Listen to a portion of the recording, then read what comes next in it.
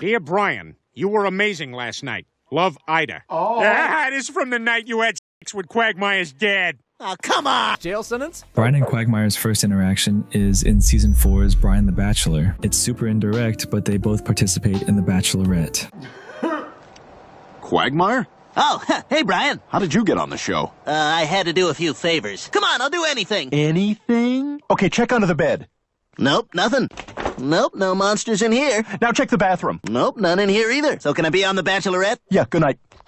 I was very pleased and surprised. I really was not expecting an open bar. Hey, guys. Well, it's been great to meet you all, and I'm looking forward to getting to know you while we're here. Dude, put your pants on! Shut up! As you can see, the boys seem to be on good terms. This will change over time, but not yet. Their next interaction is also in Season 4, in the episode Bango Was His Name-O. Don't tell me you're going to California on that. Bicycling is hard, but it has its benefits. Hey, Brian, what do you think of my sign? Quagmire's cross-country tour. Isn't there an O in country? Nope. Look out, California, here I come.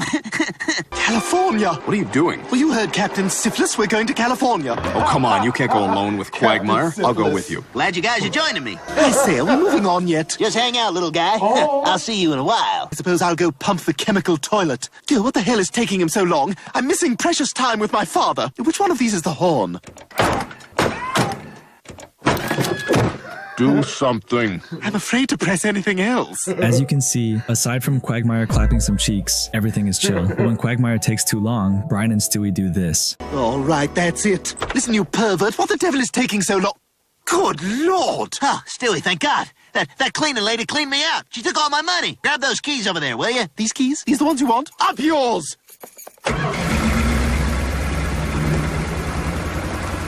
What the hell are you doing? Where's Quagmire? We're stealing the Winnebago, aren't we? Oh, you can read me like a book, Brian. Maybe this was the start of it? Stewie is the one who left Quagmire, but does Quagmire know that? I don't know, but let's keep it moving. Next up is Season 6's Meet the Quagmires. After 0 interactions in Season 5, we see Brian sat at the bar with Quagmire and the rest of the gang. Then in another Season 6 episode, Former Life of Brian, we see the same thing. This time though, there's a little friction. Landing.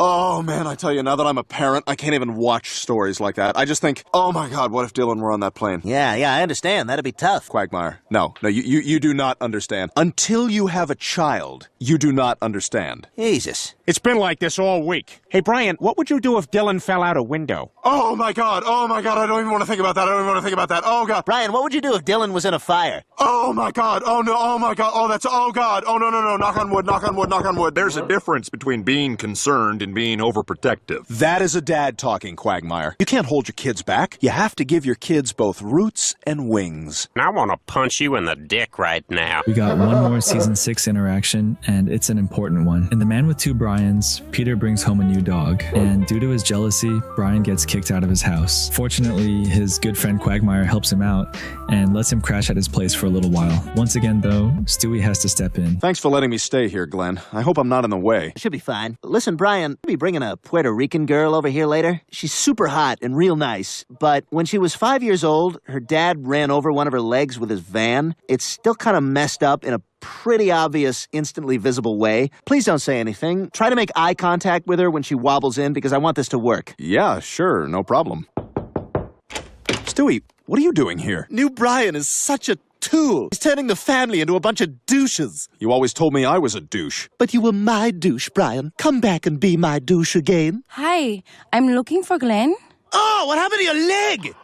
Oh, damn it, Brian. After this, we head over to Season 7, and in Jerome is the New Black, it's flat out revealed that Quagmire hates Brian. How's your friend search going? Not great, Lois. What friend search? Oh, we're just trying to find a friend to replace Cleveland. Well, I'll hang out with you guys. You know, I don't think that's going to work out, Brian, because of the whole Quagmire thing. What Quagmire thing? Oh, just that he hates you. I don't get it. Why wouldn't Quagmire like me? Because he thinks you're annoying. I always thought this was a random thing they just threw into later episodes, but it does make complete sense now. To Quagmire, Brian stole his RV. Brian was also a dick about the parenting stuff at the bar, and in their last interaction, he was a complete cockblock. A lot of it is Stewie's fault, but Brian is definitely taking the blame. Anyway, this whole episode focuses on Brian trying to win Quagmire over, and it does not go very well. I'm gonna conveniently stroll by and strike up a conversation. That does not work, Brian. Hey, Quagmire! What a coincidence, you and me just running into each other. How you doing? Fine. Ah, taking a break, huh? She's a hot piece of ass, and from the looks of it, she likes it rough. That's my sister, Brian. Her boyfriend has been beating her mercilessly. The last thing she'd want right now is to be objectified. I'm really sorry. I got a deaf brother. You want to make fun of him, too? Where is she? She's not here. Get out, Jeff! Oh, I'll get out when I'm finished. No! Ow! He's savagely beating her again. You hear that? Yeah, I'm not deaf. Oh, what, like my brother? He just pisses him off more and more throughout the episode, finally leading to this brutal roast. Whose leg do you have to hump to get a dry martini around here?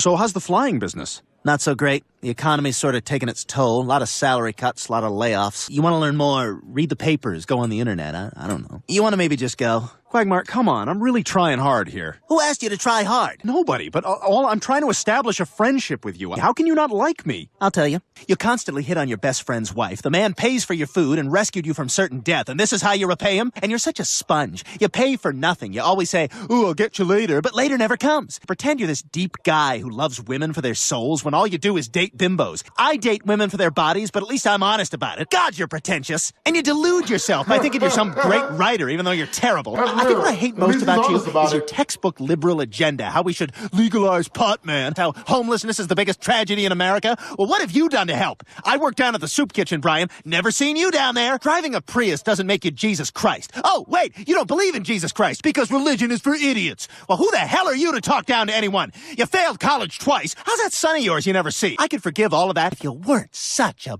bore. You're just a big, sad, alcoholic bore. I'll see you, Brian. Thanks for the steak. Moving on, this next interaction is a major contribution to Quagmire's hatred towards Brian, as if it could get any worse. To cut right to the chase, Brian bangs Quagmire's dad. Well, kind of. In this episode, Dan Quagmire transitions to Ida, a woman, and after a few drinks, Brian hits that shit. As you can imagine, this does not go over very well with Quagmire. Where is that self-centered, arrogant son of a bitch? Get out of there, you dirty little bastard! You're dead! If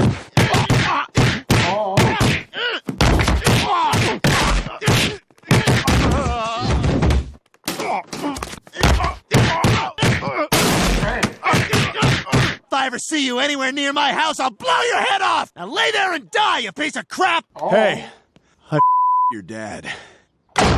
Now this is where most people end their videos, but I'm not no pussy. I'm gonna cover every fucking interaction between this dog and this womanizer up until the most recent seasons. In And Then There Were Fewer, Quagmire, Brian, and the entire cast of the show are lured out to a mysterious mansion by James Woods. James eventually gets murdered, and of course Quagmire blames it on Brian. And what about Quagmire? Fine, so he stole Cheryl Teagues from me. He ruined your TV pilot. Go to hell. I backed out of that project willingly. Oh yeah, that's what every hack says. You know, Brian, Season 9's Teagues for Two is all about our favorite dynamic duo. After Brian completely fails at flirting with his new love interest, Denise, our boy is looking for some dating advice. Turns out, Quagmire has an entire class dedicated to dating, and who has more riz than the fucking goat himself. The only issue for Brian is, well, Quagmire fucking hates him. Despite knowing this, Brian risks attending, and unsurprisingly, gets treated like garbage. Hi, I'm here for Peter Griffin. Wait over there.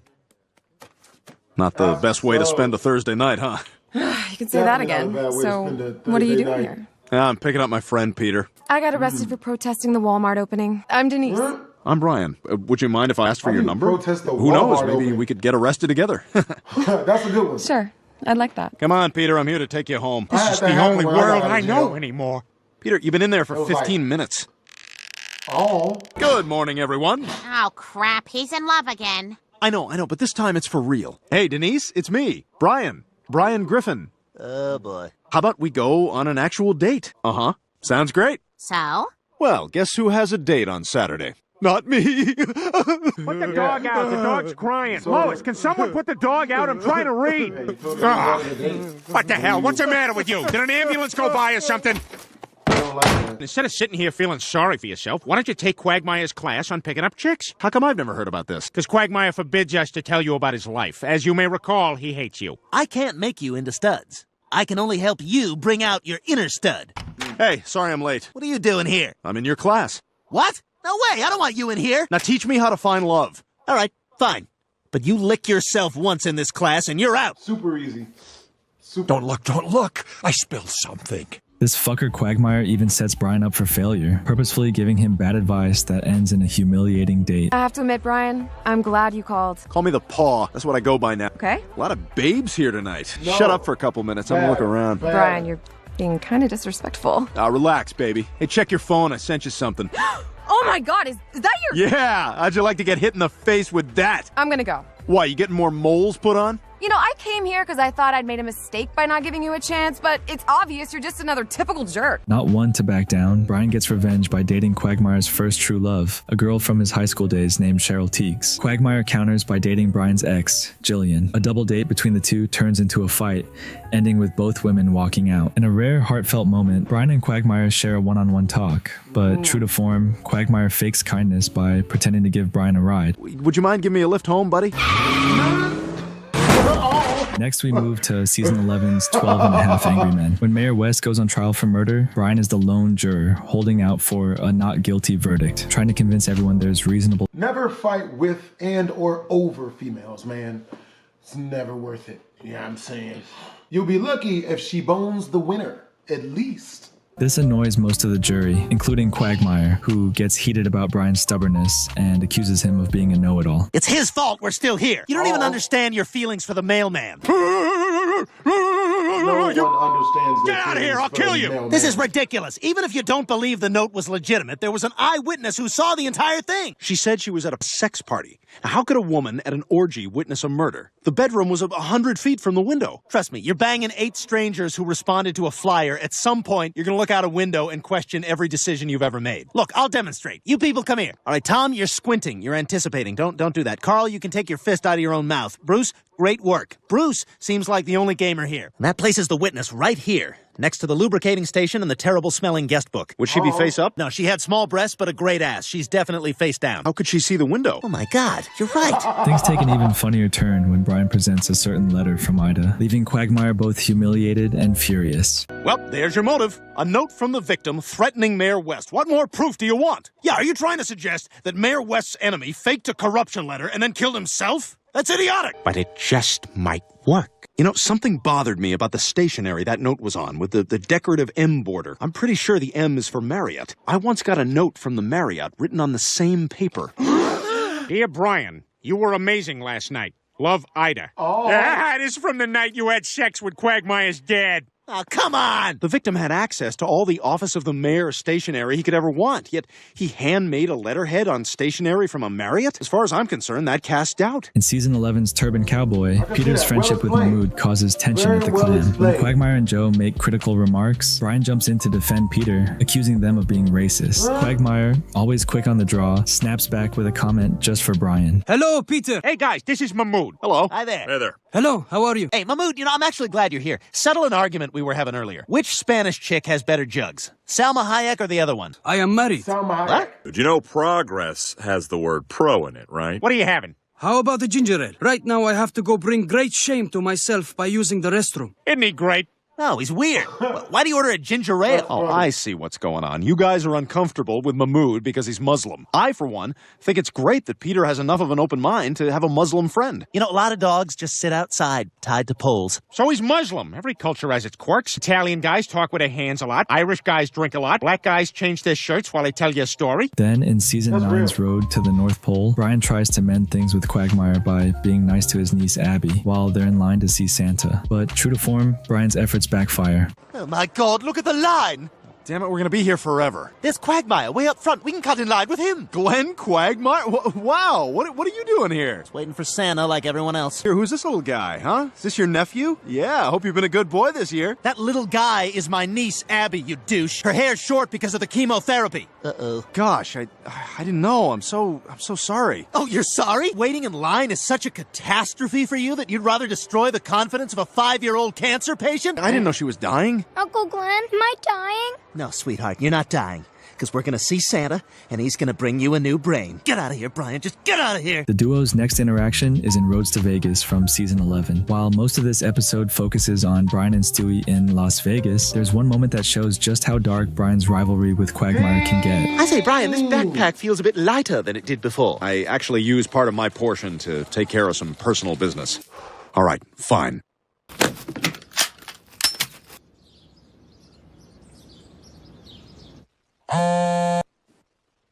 This next one is so fucking funny. In Forget Me Not, Brian, Quagmire, and the rest of the gang lose their memories, and when they wake up, Quahog feels very different. What the hell happened? Where is everybody? You think we're the only people on Earth? I'll tell you what, I'm gonna open up this bag of Chex Party Mix. If people don't show up, then we're it.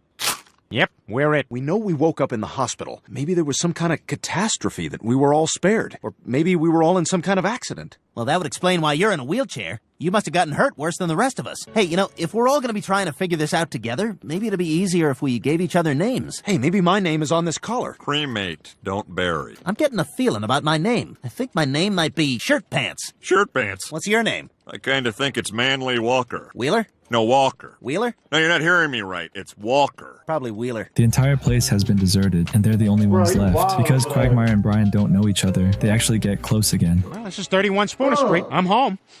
Hang on, I got something. I poop a lot on this lawn. This must be where I live. Word? Hey, Shirt Pants, come in here. You're my owner. I knew we were pals. See, you've got a dog collar and a leash. And look how big your doggy cage is. You could fit a human in there. Clearly, you're a good owner. Oh, hey, guys. Well, we got it all figured out. Turns out my name is Glenn Quagmire, and this is my dog. This is shortly lived, as even with their memories erased, Quagmire eventually starts to hate Brian all over again. Give me paw. Paw. Good. Other paw. No, other paw. No, we practiced this. You're gonna make me look bad in front of the other guys. Other paw. You know, this actually reminds me of a quote by Milton. Shut the up. Can you not? I just took a bunch of random stuff I found in my medicine cabinet, and you're really freaking me out right now. If we're gonna kill him, we gotta find some guns. Let's go. Not all of us. Somebody's gotta go over there and keep an eye on him. Make sure he doesn't go anywhere. Why me? 'Cause I'm your owner, and I said so. What is that? I thought it was a dog whistle, but now I'm thinking it's something you jam in your urethra to make it last longer. In Life of Brian, Brian gets hit by a car and literally dies. Quagmire actually shows up at Brian's funeral. However, it's very clear that he does not give a fuck. Damn it, Ortiz, stop swinging at junk. In Brian the Closer, after Brian loses his teeth thanks to Peter, Quagmire steps in, surprisingly, to help him out by giving him his dentist's number and even covering the bill. Hey, listen, thanks for not laying into me like everybody else. I don't care enough about you to lay into you. Your face looks like a used condom. Don't cry. Be a man. Here, just take this. That's my dentist. He'll bill me. I've got an account. He sells me nitrous at wholesale. I bang his wife. Those both sound like things for you. Look, you want his number or not? I won't forget this, Glenn Quagmire. And don't tell anybody about this. Now get the hell out of the bar, you pathetic son of a bitch. Brian's new flashy smile changes everything. He becomes a hotshot realtor and a hit with the ladies. But as usual, he takes things too far and tricks Quagmire, the person who helped put him in this position. You're doing great here. You're really on fire. The only thing is, anyone can sell a nice house, but a real star is someone who can sell a dump. Well, we got this crap condo down by the marina. We haven't been able to unload it in 2 years. You find some sucker to buy it, and I'll make you partner. God, there's gotta be a sucker to buy this condo. I just hit 20 years in the air, and I got a big bonus. For the first time in my life, I got money to burn. Looks like I found my sucker. I'm glad I bumped into you, because I've been meaning to give you something. What's this? That is the money you loaned me. That's pretty cool. Thanks. I just wish I could do something more for you. I could make you rich. No, that's just money. What are you talking about, Brian? The one thing they're pretty firm about at the office is you don't take the inside deals and give them to your friends. All I can say is, underpriced waterfront property that's guaranteed to appreciate in value. Oh, wait, are you bothered by sorority noise, though? I don't know if I'm a real estate investor. All right, guys, here it is. Prescott Towers. Nestled somewhere between the ocean and your imagination. Come live in the kind of place a Persian guy would say is a little much. The ceiling is a pool. The ceiling is a pool. Quagmire, you gotta get this. I don't know about buying a place without seeing it first. Of course not. I wouldn't expect you to. I wanted to let you know early because there's another buyer who's about to snap it up. I think he's a pilot for Delta. Delta? That son of a bitch! Okay, I'll take it. All right, you won't be sorry. When Quagmire finds out he's been duped, he tracks Brian down at a motel where Brian's hiding to outlast an escape clause. Ah, hey there, buddy. There you are. I've been looking all over for you. That's why you've been hiding from me in this motel? Give me my money back. You are such a scumbag. When you were poor, you were always a douche. But now, screwing over the people who helped you? I don't know how you sleep at night. My God, you're right. I'm a selfish and pretentious jerk. And you're the only guy in town who's ever called me out on my crap. I used to hate you for it, but now I think you're the only person who was trying to be my friend. Even though I know you never liked me, you still helped me when I really needed it. I'm ashamed of myself. You're honest and direct and compassionate. And that is 72 hours. Enjoy your crap hole, dumbass. You son of a bitch! Wow, so I guess that's it for you in real estate. In Quagmire's mom, Quagmire gets arrested for hooking up with an underage girl. Brian shows up at the trial, but it's clear he doesn't really care. I can't believe Quagmire and that girl had sex, which is hugging someone really hard with your legs. Nope. Well, you'll tell me if I get it, though, right? Yeah, I'll tell you if you get it. Okay, I'm gonna get it. I know everyone's sitting out there judging me today, but before you do, please know I had it pretty rough growing up. Dairy Queen closes in 10 minutes. As the episode progresses, Quagmire eventually blows up and blames his mom for his messed up life, but Brian jumps in and calls his ass out. You've never apologized once for the way you raised me. Oh, come on, Quagmire. You're a grown man, responsible for his own choices. Brian abandoned his own son, by the way. Why are you, of all people, defending a religious nut? Yeah, it's crazy. You can think about that while you're in jail. As Quagmire eventually says his goodbyes, Brian, ever the opportunist, throws in one last comment. Some families take their baby to the zoo. I'm really gonna miss all you guys. And I'll think of you whenever I choke on a link sausage. Take care, buddy. I'm scared to know why. Fresh air! Freedom! He put In it that season way. 14's The Heartbreak Dog, Brian really messes up by kissing Bonnie. Shit gets even worse, though, when Peter snitches on him. And of course, at the intervention, Quagmire is front and center. Thanks again for doing this. Joe has been making my life hell. What's going on? What's all this? We think that you're taking this revenge on Brian just a little too far. I'm not the guy who violated the sanctity of someone else's marriage. This is Brian. We all know he don't care where he gets his wick wet. Just ask Quagmire's father. You're out of control. Even though Brian's been trying to do my wife for years, and on some level I hate him for it. Oh, Brian's a complete dick. We all know that. Bonnie's a weird slut who's always letting you know she's open for business. When am I doing that? When are you not doing that? That still breastfeeding rack. Give me some of that. Okay, so we're all in agreement. Bonnie and Brian are terrible people. How dare any of you criticize Bonnie? You deserve better than this. Let's get out of here. Season 16 has some hit or miss episodes, but the D in Apartment 23 is a banger. Brian starts using Twitter, tweets something offensive, and gets canceled. And of course, Quagmire has something to say on the topic. Hey, how come no one told me we were going to the clam? Hey, Jerome, give me a beer. Because I'm like your slave? You're no better than your racist dog. I told you about Brian. Come on, he deleted his tweet. In Crimes and Meg's demeanor, Brian gets an eyeful when he spies on the building across the street. Okay, they're obviously home. You'd have to be dumb to try to rob that place. Oh. Oh, yes.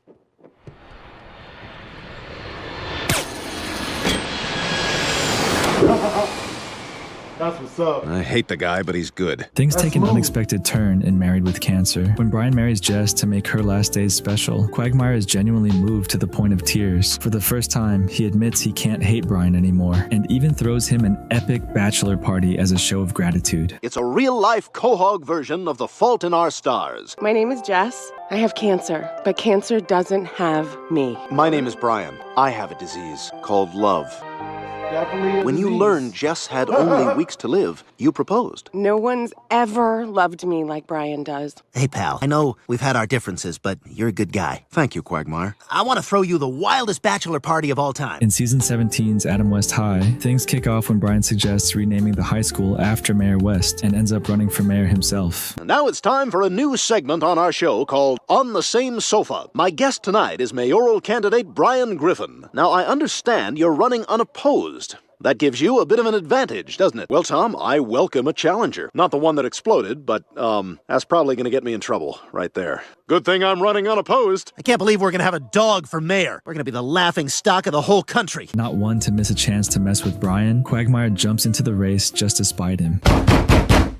What's this? Well, looks like stolen property and vandalism for starters. I'm finishing a phone interview. And that's why I would never joke about the Space Shuttle Challenger tragedy. Can't believe I said that. Why are you running for mayor? Out of spite. That's not a reason to get into politics. It's the only reason to get into politics. See you at the debate. Fine. It all escalates when Quagmire takes Brian for a ride in his campaign bus, throwing insults and getting under Brian's skin until it turns into a full-blown fistfight. I'm fine standing, thank you. The only reason you're running is to make me look ridiculous. Sit down, Snoopy. What did you say? I said, sit, Ubu, sit. Son of a bitch! He's allergic to getting hit in the head.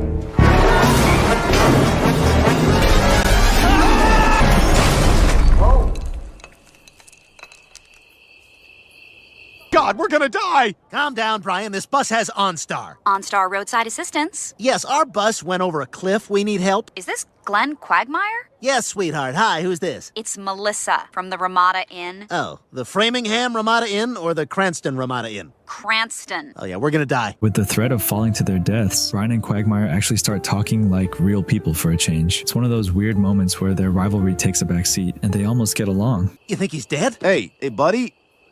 I'm gonna die with Glenn Quagmire. Hey, dying with Glenn Quagmire was good enough for Gugardo. What was I thinking getting on this bus with you? You have anything to eat in here? Yeah, there's some edible underwear in that bag over there. Ugh, isn't there anything else? I have a ball of peanut butter with a pill inside. Wish you hadn't told me about the pill. Quagmire, why did you even want to be mayor? Honestly, I just want a street named after me. Actually, that is kind of cool. Why did you want to be mayor? Mayor West told me he went to 65 pancake breakfasts a year. That stuck with me. That's like pancakes every Saturday morning and probably some Sundays. Probably no chocolate chip pancakes, though. Are you kidding me? 65 a year? You're gonna get at least 8 to 10 chocolate chip pancake events. So pancakes is why you wanted to be mayor? Pancakes, and look at the people in our town. Who else is gonna do it? I know. This is such a garbage town. We're really the only two viable candidates. You're a pilot. You're responsible for people's lives. My point is, you're a smart guy. Thank you. Now you say something nice about me. Like, I'm good company, and I'm smart and funny, and I'm invited to all your pool parties. No, thank you.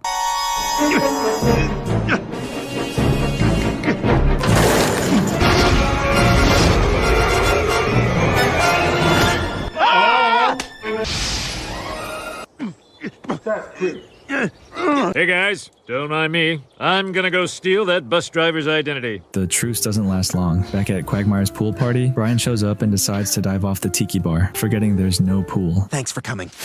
Is that a pool party I hear? Yeah. Cannonball! And that was the moment I remembered. Quagmire doesn't have a swimming pool. Wow.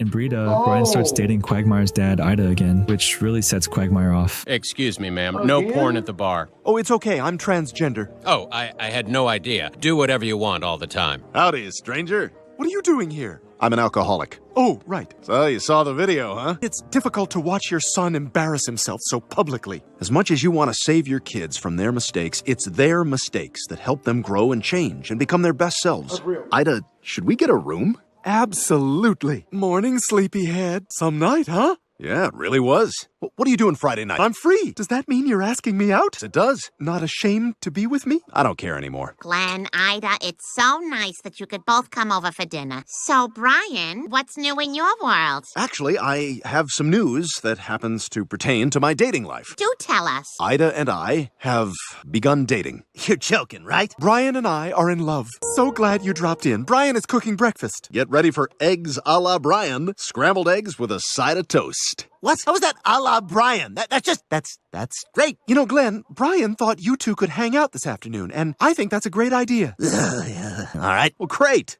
Oh, the ketchup's hot. Everyone goes cold, I go hot. Hot and ketchup? That's the Allah. He eventually gives his mother an ultimatum. It's either him or Brian. They try to patch things up, including a painful museum outing that turns the shit fast. I don't want to be here. If I'm going to be dating your mom, it's important that we spend some time together. We have 2 guest passes from a museum member, Ida Davis. I'm not seeing an Ida Davis. Try Lieutenant Dan Quagmire. And how's he doing? Still have his penis? No, he doesn't. And that's a weird question to ask. I'm a weird guy. I work at a museum. It's not so bad. It's like Night at the Museum in here. How? The guys are going to come to life. You didn't see the movie, did you? No. By watching Night at the Museum with Ida. Why is his mom/dad dressed like Megan Thee Stallion out this mug? I've seen her in concert a couple times. You should go see it. Good stuff. Leaving Brian to lick his wounds after another failed romance. Anymore. It's either him or me. I choose Brian. Yes. To talk to first. I've loved every minute that we've spent together. I have to put my son first. I've made my decision. You're history, and this time, history's not coming back to life. Night at the museum. In No Giggity No Doubt, Brian tries his usual smooth talk to get Courtney's number, only to get shot down when she says her dad has to approve first. Before Brian can even process the embarrassment, a certain someone pops up. I'm glad you guys could finally come over for dinner. Thanks for having us. Now, Courtney, I'd like to awkwardly introduce you to someone your own age. Courtney, this is Megan. talking? Yo, Courtney, what's your Instagram? I just got on there and need some interesting peeps to follow. Oh, you'll have to ask my dad. He approves all my follow requests. Denied! Quahog gets Yeah, even that happened weirder to me when too. Quagmire decides to open a cat cut all cafe in ties. season 18's Cat Fight, right next to Brian's favorite bar. Brian's not thrilled and sets out to get it shut down, eventually succeeding, but at a cost. Local resident Brian Griffin has described the cafe as a threat to public health. I brought everything we need. What are you even wearing? Oh, this is what Princess Diana wore to protest landmines. I don't know if it Brian, is. I'm glad you're here. Based on the various That public doesn't look health like anything concerns you Diana raised, the city has Sawyer decided to would shut wear. this establishment down. You're closing the cafe? That's right. Thanks to you, I'm out of business. I certainly hope you're happy. Oh, nice top, Stewie. Come on, lock it up. Until the Board of Health gives the okay, you're done. Quagmire's left dealing with a house full of cats, but shit really hits the fan when Brian comes back and finds Quagmire doing something fucked up. You son of a bitch! This is all your fault! What the? Ha Oh, there it is. Now time to make my getaway. Oh, my God. Surprisingly, Quagmire rushes to help Brian, and they share another rare moment of That was understanding. not- To show some goodwill, I don't Brian think that's puts on what he his wanted to emotional happen. support vest, and they take a walk, putting their rivalry on pause. Oh my God, are you all right? Here, let me mend you like in a 1990s action movie. What are we doing? I don't even know anymore. I'm sorry I destroyed your dream, Quagmire. Thanks, Brian. Why did you open that place anyway? I just thought that maybe I could put something good in the world for a change. I've always been about sex and seducing women, but someday I'm gonna be dead. Is that my legacy? Quagmire, I'm here for you, for emotional support. Thanks, Brian. Oh, that's Wanna go great. for a walk? I always want to go for a walk. In fecal matters, Brian discovers he's 1% cat from a DNA test and immediately starts acting like it, much to everyone's annoyance. Quagmire, not missing a chance to mess with Brian, gives him a little challenge. Hey, what the hell are you doing? Hey, Quagmire, I found out I'm a cat. You're not a cat, Brian. If you're really a cat, prove it by jumping off your roof. Done. Oh. Not a cat. In Family Cat, when Meg decides to adopt a cat named Pouncy, Quagmire can't resist throwing a passive jab at Brian, calling him a hazard that needs to go. Hello, Christopher. May I come in? What's going on, Quagmire? Before families can officially adopt a cat, someone needs to make sure the animal is being placed in a loving and safe environment. May I see the cat? Hi, you. Oh, such a sweetheart. Oh, you. Now I'm going to walk through the house and make sure everything's cat-friendly. Okay, this is a problem right here, kind of in this whole area. Lastly, catnip is a Class B narcotic. It is a drug. Yeah, we don't keep any of that stuff around. Adoption approved. But when Meg falls under Pouncy's strange influence, Brian and Quagmire surprisingly team up to save her. The teamwork is a little rocky, though. I heard everything you were saying about Pouncy, Brian. And you were right to be concerned. Wait, how did you hear everything I said? I put a cat cam in your house. It was a repurposed shower cam. Sometimes cats do have ulterior motives. Sometimes, when they find the right person, they enslave them to do their bidding for the rest of their lives. So what you're saying is that everyone who likes cats only likes them because they literally have crap in their brain? That's correct. And people who like dogs just like them because they're chill as hell? That's correct. Go quick. Once she puts on the fuzzy sweater, Perhaps. it's too late. What the hell is a fuzzy Let her sweater? go! Years of ridicule and neglect have brought me here.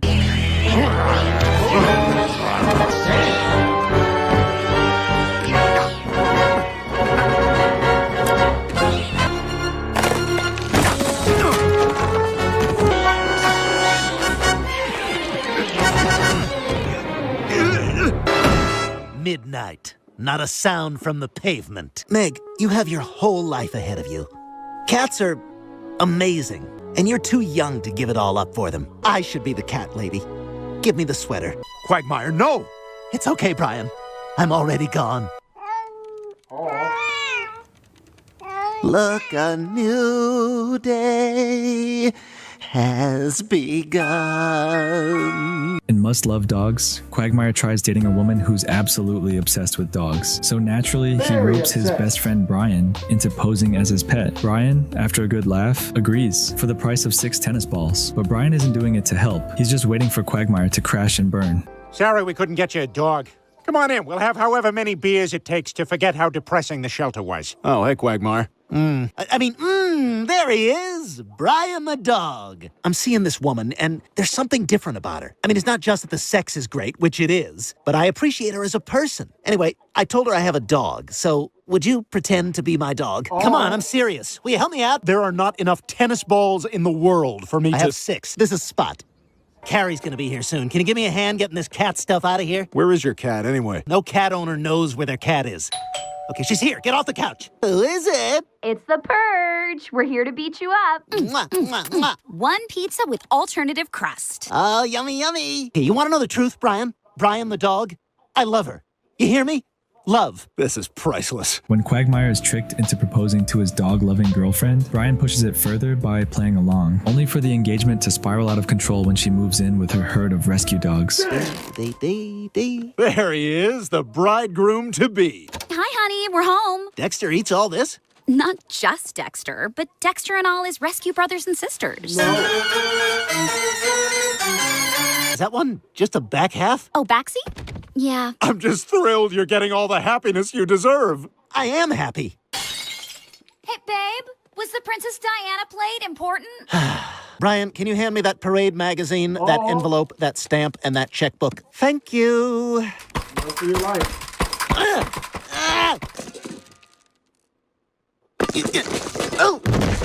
Hey, if you're making coffee, I'll have, whoa, kind of a mess in here. Damn it, Brian, did you leave the doggy gate open?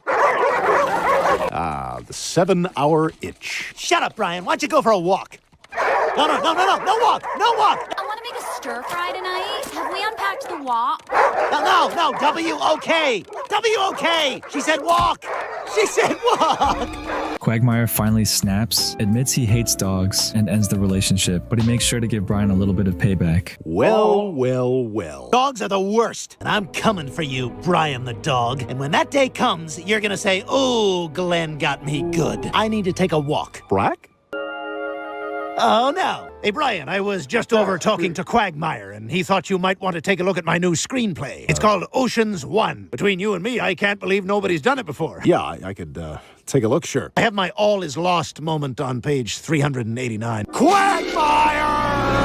What The happened? latest Quagmire and Brian interaction is in the season 21 episode, The STEWIE. Stewie sneaks into Quagmire's suitcase and finds himself in Paris. However, he literally loses him on the subway. With nowhere else to turn, he calls a certain someone. I'm totally screwed. Wait, I can't call Peter. He'll kill me. Got him. What is up?